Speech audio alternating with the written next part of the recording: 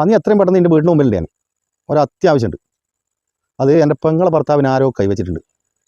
ആരാലും കുഴപ്പമില്ല, ഓനെ വെറുതെ വിടില്ല. അതുകൊണ്ട് എത്രയും പെട്ടെന്ന് നീ വാ. നിൻ്റെ കൂടുതൽ ആരല്ലേ? ഓനെയും കൂട്ടിക്കോ. ഇപ്പോൾ വണ്ടി കയറി.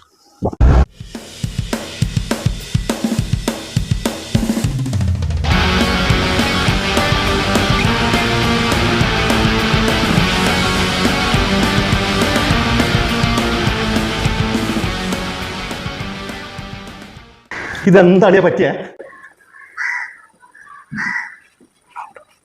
ഇതൊന്ന് കണ്ടിട്ട് സഹിക്കാൻ കഴിയുന്നില്ല അളിയാ. എന്താ പറ്റി? ഇതാരാ നിന്നെ ചെയ്തേ?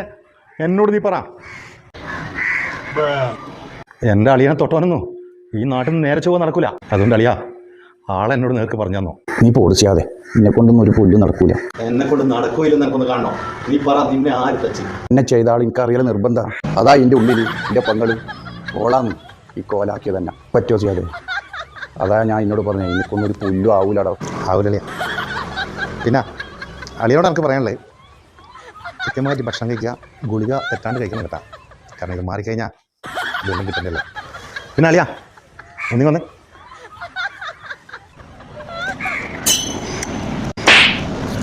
നീ എനിക്കെല്ലാം പോയി ചത്തുവേടാ.